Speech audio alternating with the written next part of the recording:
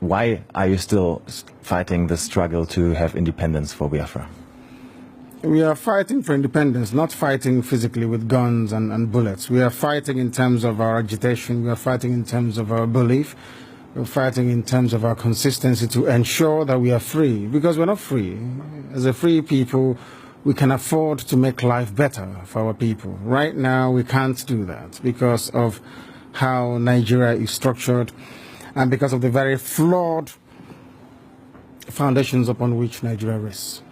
You called for a referendum latest this year, November, you said, I think. Yes. If that doesn't happen, what's the way forward? Because the way it looks like the government will definitely not agree to that. Then there'll be no elections in Biafra land. No more elections here. They can put whoever they like in office. They can do whatever they like with their political positions. We will not engage in any political process. You said it's a peaceful struggle, but Yes. there are some videos of you appearing in the past, especially abroad, in particular in one conference in the US, where you said you need weapons to defend yourself, you need guns and ammunition. How can we understand that in the context that you're saying it's a peaceful struggle? I'm sure you've heard about the Fulani headsmen killing people all over the place. Have you heard about it? Of course. Exactly. So how do you intend to defend yourself against Fulani headsmen without guns and bullets? They'll be killing our people, raping our women, destroying crops in the farms, and no one does anything about it. Is that how human beings are supposed to live? So, and you have the right to arm yourself and defend yourself with arms in that context? Self-defense is recognized even by all the known laws of the UN. Is that not correct? We have the right. If somebody were to barge into this very interview now wielding a machete or an AK-47, are you suggesting we should let them get away with it? You were detained for almost 2 years, from 2015 on, and actually there was no trial. No trial ever happened, and despite several court rulings that said you were supposed to be released, you were not released. Yes. Do you think you were treated in a fair way by the government? Or rather also by the justice system? No, not fairly, because Nigeria is not a civilized country.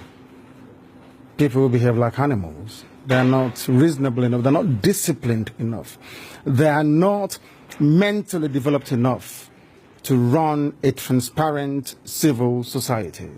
For them, they have a feudal mindset where you have the ruling class and, a multitude of poverty-stricken people who never utters any word in rebellion or to even ask questions about their plight. That is one thing we are determined to challenge. Don't you think you insult a lot of Nigerians with that?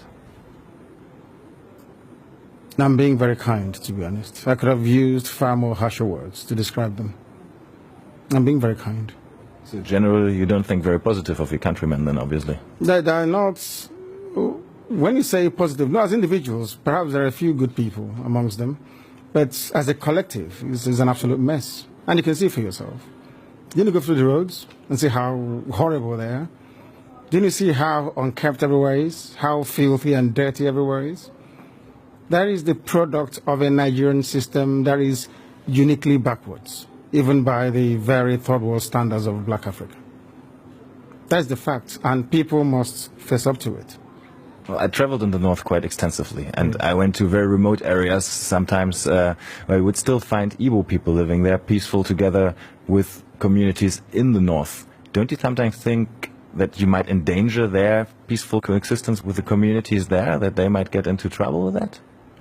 So if they're living so peacefully together, or cohabiting so peacefully as you put it, how come you hear about all those uprisings in the north where southern Christians are being slaughtered and nothing gets done about it? Are you telling me that that is normal? People are in the north out of a dire need, necessity more or less, to try and survive. Because here, the entire production process has been emasculated by people and policies that are geared towards ensuring that our people exist in perpetual state of poverty. And that is unacceptable to us. What we're asking the world to recognize is that we want to live in peace, not in pieces. We want to live in peace, just to allow us to be. Allow Biafra to exist. We were existing before the British came. Just allow us to go back to, what we were before. No African came to Europe to create countries. So for somebody to just come in here and say, you, from today, your name is Nigeria, is simply laughable.